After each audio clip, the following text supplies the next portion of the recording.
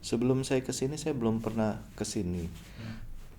Saya tidak tahu mengenai Cape Malay, Ya. tapi samar-samar pernah mendengar di sini ada makam Syekh dari Makassar yang sangat dihormati. Ternyata Syekh Yusuf. Dan setelah saya di sini ada sekitar 500.000 Cape Malay. Mereka disebut Cape Malay yang merupakan keturunan Indonesia. Sekitar 300 tahun lalu mereka berasal dari, ada dua gelombang, dari tahanan politik dan dari budak. Nah, Syekh Yusuf ini termasuk tahanan politik. Sebelumnya ada Raja Tambora, dia Malela Sumbawa, Syekh Mate Besah Sumatera Barat. Kemudian juga ada Syekh Yusuf tentunya dan Tuan Guru. Setelah itu baru budak-budak dari Indonesia didatangkan untuk membangun Cape Town. Nah, Cape Malay ini sebetulnya juga bukan salah kaprah sih. Yang dimaksud Cape Malay bahasa kuno adalah di sebelah timur Malay Peninsula, semenanjung Melayu. Nah, sekarang ini ada juga narasi yang mencoba membelokkan bahwa Cape Malay adalah keturunan Malaysia. Mereka bukan keturunan Malaysia, tapi keturunan Netherlands Indie. Di mana pada saat itu Malay adalah Malay Peninsula, bukan Malaysia, karena Malaysia juga kan belum ada waktu itu. Ya berarti kalau boleh tahu Pak, sebagai tahanan politik, berarti ada kondisi di mana di Indonesia itu eh, masa-masa perlawanan perjuangan gitu Pak ya. Iya.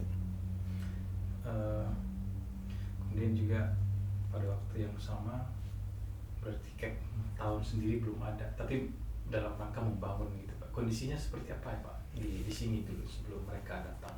Kita tahu Belanda masuk ke Indonesia lewat VOC sekitar 600-an, 1600. Kemudian em, yang pertama datang ke sini adalah Syekh Yusuf 1694. Pada saat itu Belanda bersama Portugal dan Spanyol mereka berlomba-lomba mencari rempah-rempah. Dan dalam perjalanan dari Eropa menuju Netherlands Indie atau Indonesia, tentunya mereka melalui semenanjung Tanjung Harapan, Cape of Good Hope, karena saat itu terusan Suez belum dibuka. Di sini menjadi tempat perbekalan, mengisi bensin dan juga makanan. Jadi di sini dibangun benteng untuk resupply, memasok kembali bahan mereka baik dari Eropa ke Netherlands India atau sebaliknya. Makanya kenapa mereka juga membangun benteng, karena tentunya pada saat itu juga terjadi perang dengan Inggris memperebutkan wilayah Cape Malay ini, Cape Town. Jadi Cape Town ini dibangun oleh budak-budak Indonesia. Tidak hanya budak tapi juga mereka sebagai pekerja, tukang batu, tukang kayu, dan kita sangat terkenal sebagai pekerja yang rajin pada saat itu. Kondisinya seperti itu. Ya, ya selama 3 tahun Pak Konjen di sini gitu, ada mungkin mereka udah bercampur baur gitu Pak. Seberapa Indonesia sih mereka dari pandangan Bapak?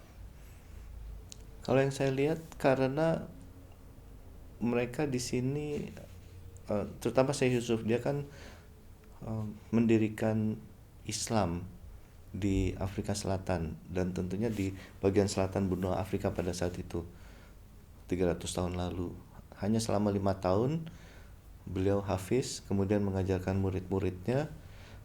Beliau sendiri kan dibuang oleh Belanda dari Banten ke Ceylon, tapi di Ceylon dia memberikan semangat kepada jemaah haji Indonesia yang kembali dari Mekah. Oleh Belanda dibuang kembali ke Cape Town.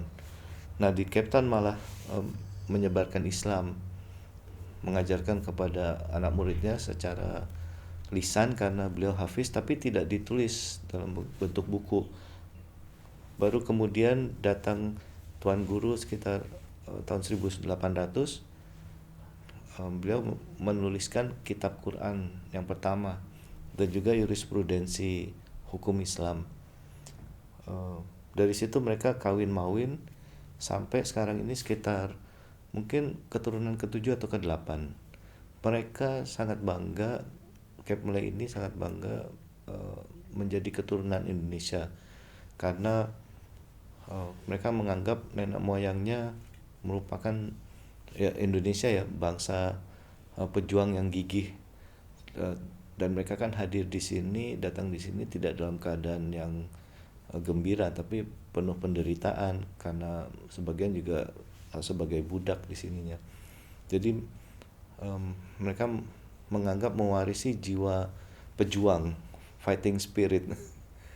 Itu yang saya temukan di sini dan mereka sangat bangga jika dianggap sebagai keturunan Indonesia. Ada yang bisa berbahasa Indonesia, ada yang tidak, gitu Pak. Itu juga ya, apa sih yang Bapak lihat itu, apa yang mereka lakukan dalam rangka menjaga itu, menjaga keindonesiaannya gitu Pak? Kalau dari kakek moyang mereka memang yang dibawa adalah tradisi Indonesia, tapi tidak terbatas pada satu pulau. Ada tradisi yang dibawa dari Jawa, ada yang dari Sumatera, Sulawesi. Seperti beberapa warisan mereka adalah kosakata. Kita di sini mereka menyebutnya lebaran. Ternyata itu warisan dari pengucapan lebaran di Sulawesi ya, bagian timur. Kemudian seperti azan mereka menyebutnya bang. Ternyata itu kan dari daerah Sumatera. Bang. Nah, di Jawa tidak mengenal bang. Nah, tapi ada tradisi seperti misalnya ada tahlilan, kemudian pulang dari tahlilan mereka membawa barakat. Mereka menyebutnya barakat, itu kan tradisi Jawa setelah misalnya kenduri ya. Jadi memang gabungan dari berbagai tradisi dan kosakatanya masih ada sampai sekarang. Seperti terima kasih, dari terima kasih tentunya. Dan bahkan bahasa Afrikaans, baya danki, bayanya itu dari banyak. Terima kasih banyak, baya danki. Mereka juga menyebutnya meninggal, bukan meninggal, meninggal. Kemudian ada kemenyang, itu pasti dari kemenyan. Yang dimaksud adalah dupa. Jadi pengaruhnya sangat kuat dan sampai 1950-an mereka masih bisa berbahasa Indonesia. Hanya memang kesininya karena jangan lupa bahwa pada saat itu di masa apartheid, bahkan jauh sebelumnya, mereka tidak boleh menyebarkan Islam. Jadi Islamnya disebarkan secara diam-diam melalui pengajian yang berbentuk lagu, seolah-olah mereka bernyanyi, padahal sebetulnya itu kan bagian dari syiar Islamnya. Kemudian zaman apartheid mereka tidak boleh berbahasa Indonesia, harus berbahasa Afrikaans. Sehingga hal ini mengakibatkan lambat laun penggunaan bahasa Indonesianya semakin terbatas. Pada saat itu jika berbahasa Indonesia mereka akan dihukum. Sehingga mereka tidak mengajarkan kepada anak-anaknya. Ini yang sangat disayangkan. Kalau pada akhirnya setelah apartheid mereka bebas, sudah sangat terlambat. Hanya 1-2 yang berminat untuk belajar bahasa Indonesia atau bahkan mempelajari sejarah nenek moyangnya. Ya, ini jadi tantangan gitu Pak ya, tantangan untuk mulai ke depan gitu.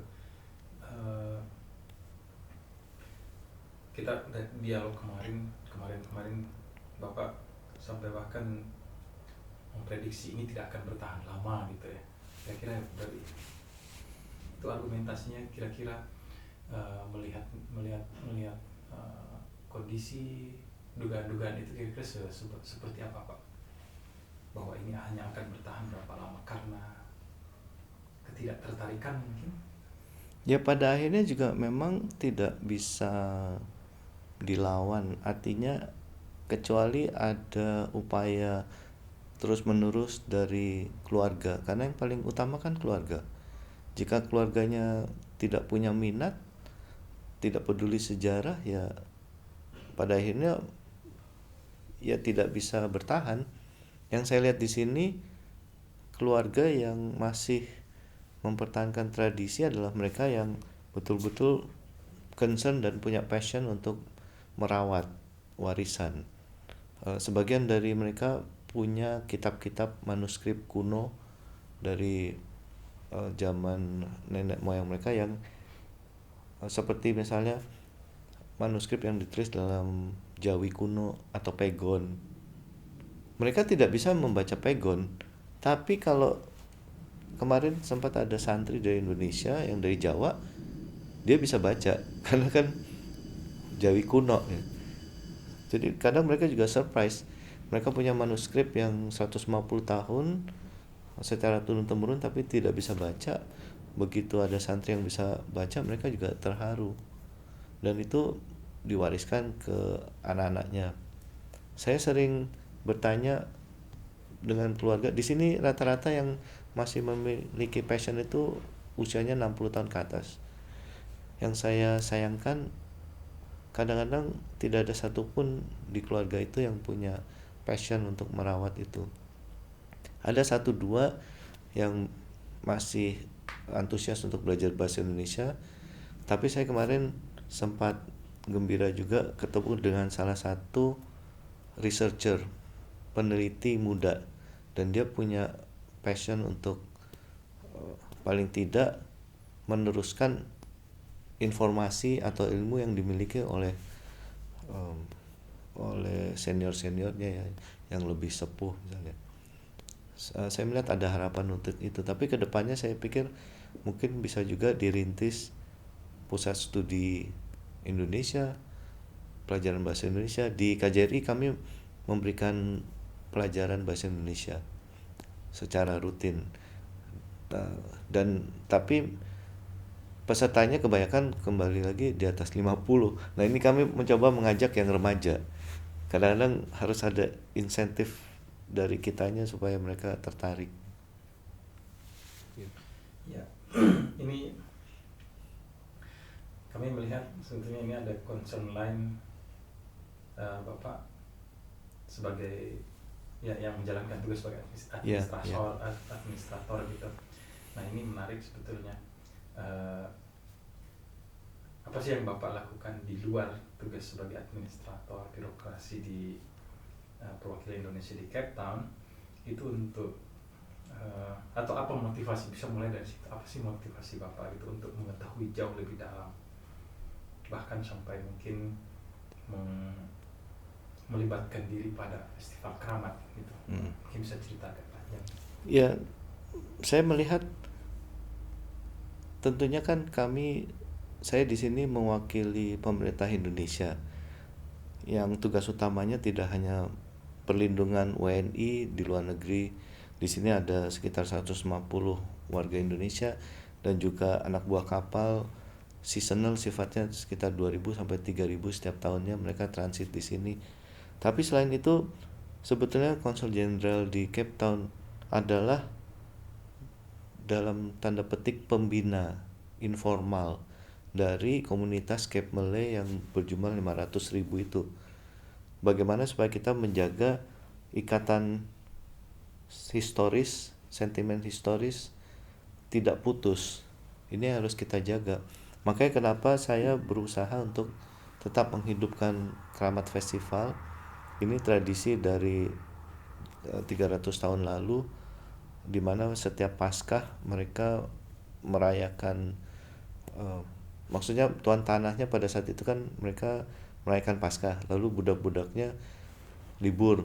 Nah, Syekh Yusuf mengadakan acara nasyid, kasidah, zikir, wirid yang sekarang menjadi festival.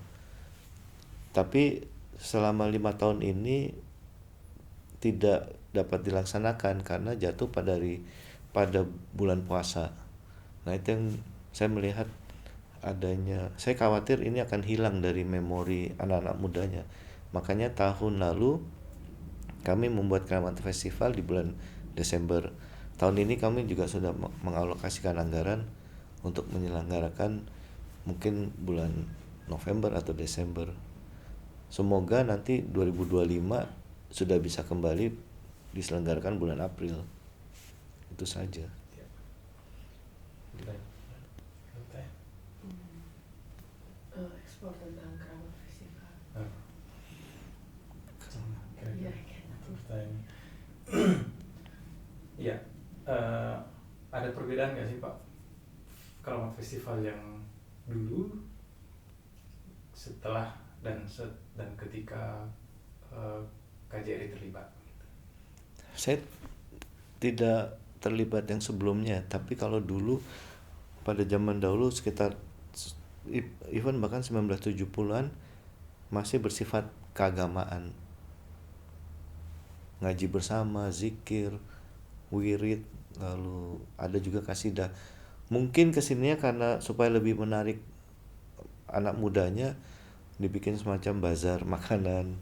Lalu juga ada ratib. Ratib adalah debus yang dibawa dari Banten.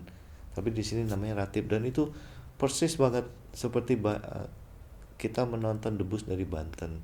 Mereka masih ada kesenian itu. Lalu ada parade kuda di mana mereka mengelilingi lapangan bersama kuda itu.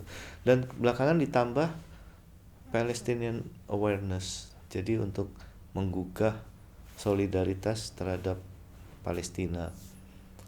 Jadi semakin berkembang, dan ya saya melihat ini bagus untuk anak mudanya. Jadi mereka punya kebanggaan, inilah warisan dari Syekh Yusuf, tidak hanya agama Islamnya saja. Ya. Menarik perkembangan itu Pak. Berarti ada sense merespon kondisi terkini itu Pak. Karena kayak awareness terhadap Palestina itu munculnya dari mereka atau dari Nggak, itu kajian dari nggak, itu sudah berlangsung beberapa tahun terakhir, permintaan dari komunitas Islam di sini tentunya ya. Tapi saya selalu menekankan agar muatan Indonesianya jangan sampai hilang. Mereka boleh Palestinian awareness, karena kita kan juga mendukung kemerdekaan Palestina. Bahkan sebetulnya satu-satunya undang-undang yang mencantumkan turut menciptakan perdamaian dunia itu ya cuma Indonesia. Ya termasuk pembebasan dari penjajahan kan Palestina. Tapi ya jangan sampai mengambil porsi terlalu besar. Itu aja. Itu pengen tahu pada saat kamu festival itu ada sesuatu seremonial khusus nggak terhadap makamnya itu, ke keramat itu Pak, di Ya. tempat Syekh Yusuf? Ya kita melakukan ziarah Ya. jalan kaki dari Masjid Nurul Latif yang juga selalu dikunjungi oleh presiden kita. Yang pernah berkunjung itu Presiden Soeharto, SBY, dan Ibu Megawati, kemudian Wapres Yusuf Kala juga. Dari masjid kita jalan kaki ke makam, lalu di sana kita berdoa di makam sebelum secara resmi acaranya kita buka. Gitu. Kalau menurut Bapak, gerakan kami ini sekarang itu seperti apa?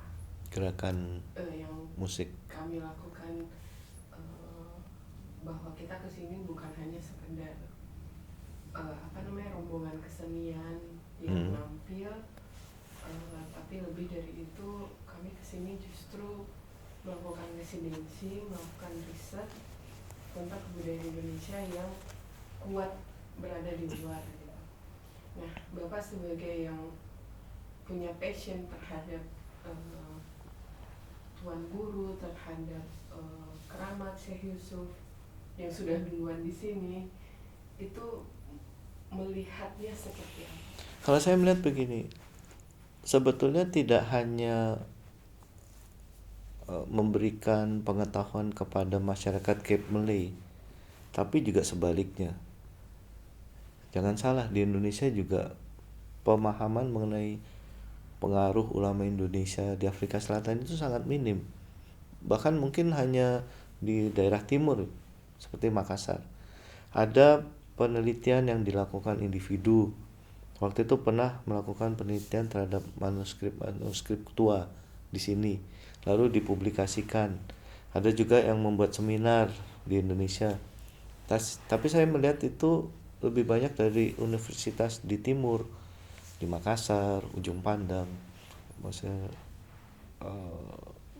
lebih ke atau di Tidore ya. Nah saat ini ada juga pengrajin Tidore yang berusaha menghidupkan kembali tenun Tidore. Jadi saya rasa ini bagian yang bagus untuk terus memberikan edukasi, diseminasi informasi kepada publik Indonesia. Karena kalau kita ngobrol dengan orang Indonesia yang di Jakarta atau di Jawa misalnya, mereka tidak mengerti, tidak pernah tahu bahwa di sini ada ulama Indonesia, dan tidak cuma satu loh, beberapa. Dan sebetulnya pengaruhnya itu sangat besar. Kenapa Islamnya di sini juga kuat? Karena yang datang ulama. Kalau di negara lain mungkin baru belakangan ya, tapi bagaimana Islam di sini juga mempengaruhi corak kehidupan mereka di Afrika Selatannya ya. Karena Islam yang dibawa kan Islam moderat, Islam Nusantara. Menurut Bapak, Cap Malay itu apakah dia menjadi entitas budaya sendiri yang terlepas dari kultur putih, kultur hitam, dan kultur Asia, atau memang dia itu memang part dari kultur Indonesia?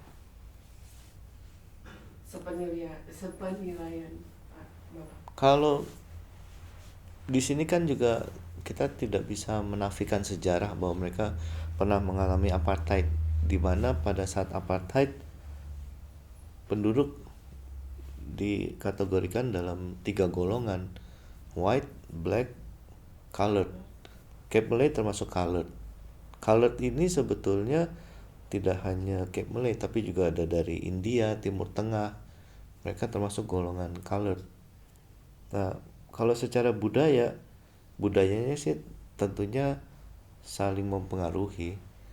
Yang kelompok putih, Afrikaner, mereka juga mendapatkan kosakata Indonesia juga di dalam bahasa Afrikaans. Yang black juga mereka sebagian ada yang masuk Islam. Bahkan di suku Kosa ada tradisi juga khitanan. Kita nggak tahu ini apakah pengaruh Islam atau tidak. Jadi kan memang saling mempengaruhi. Tapi secara subkultur mereka sangat distintif Afrika Selatan sih. Indonesianya lebih mungkin kepada DNA atau lebih kepada tradisi yang dibawa turun-temurun. Tapi jangan lupa tradisi yang dibawa itu juga di Indonesia sendiri sudah tidak ada. Mereka punya sendal kelompen, mereka menyebutnya kaparang. Saya sampai sekarang tidak mengerti itu kaparang dari mana asal usulnya. Kaparang sebenarnya kelompen yang terbuka itu loh. Kalau mau wudhu kita pakai kayu itu, sendal kayu. Ya bakiak kan kelompen. Bakiak itu mereka nyebutnya kaparang. Apa dari Sulawesi mungkin ya? Kita juga nggak tahu ya. Iya, karena seperti saat mereka bilang bang, saya nggak ngerti. Tapi begitu ada teman dari Sumatera Barat, Iya. oh bang itu kan di Padang. Sama di Bugis. Ya kan? Bang. Nah baru nyambung. Cuma kan ya kak, saya sih dari Jawa, saya tidak terekspos dengan bang. Ya menarik sih. Ya mereka makanannya juga ada sebagian pengaruh dari kita. Namanya boboti. Boboti itu seperti gadon kalau di Jawa. Daging yang ditutup seperti lasanya. Mereka bilangnya boboti. Terus ikan asam manis, pengaruh gurame asam manis mungkin ya. Pickled fish di sini. Apalagi ya? Ya itu. Warung makanan gitu. Ya Pak, kita terakhir kali ya tentang apartheid nih Pak. Syekh Yusuf itu menjadi inspirasi gitu untuk Nelson Mandela. Kira-kira nilai utama dari Syekh Yusuf bagi Nelson Mandela dalam perlawanan diskriminasi itu kira-kira apa Pak yang Bapak lihat? Sebetulnya lebih kepada nilai-nilai yang dibawa oleh Islam, kesetaraan. Tapi Mandela itu kan dipenjara di Robben Island. Di sana ada makam Pangeran Cakraningrat dari Madura. Mereka menyebutnya Syekh Motura. Ternyata Motura adalah Madura. Mereka kan kadang-kadang memberikan nama sependengaran mereka aja. Seperti bahasa Afrikaans Baklei, Baklei, Baklei, ternyata mereka dengar dari berkelahi. Itu jadi bahasa Afrikaans. Di sana ada Pangeran Cakraningrat waktu di penjara. Konon beliau sering menyepi di makam pangeran ini. Dan salah satu mungkin quotes dari Pangeran Cakraningrat yang menginspirasi Mandela adalah, Anda bisa memenjarakan badan saya tapi tidak pikiran saya. You can imprison my body but not my mind. Itu menjadi pidato beliau pada saat dibebaskan tahun 1990. Dan dia juga menyebutkan Syekh Yusuf, Tuan Guru, semua ulama Indonesia adalah inspirasi dia untuk tetap memperjuangkan pembebasan dari apartheid. Ya. Ada sih, mungkin ditutup dengan statement dari Ya, satu lagi Pak, kami ini fokus Tuan Guru gitu. Tapi Tuan Guru ternyata di sini tuh terpusat pada satu gitu ya, Tuan Guru Syekh Imam Abdullah Tidore Tidore itu. Nah kalau kami ini rombongan, kalau Tuan Guru di Indonesia kan itu lebih siapapun. ya siapapun orang yang memiliki karakter, yang memiliki pengetahuan mumpuni soal keagamaan, juga menjadi solusi bagi persoalan sosial masyarakat. Kami mencoba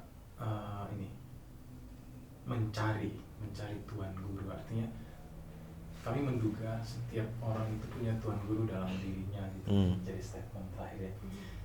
Kalau kamu tahu dari Pak Konjen, kira-kira pertanyaan gimana ya? Apa yang Memang ya Tuan Guru itu mesti dicari gitu, atau diperjuangkan gitu Pak. Kalau menurut Bapak gimana Pak?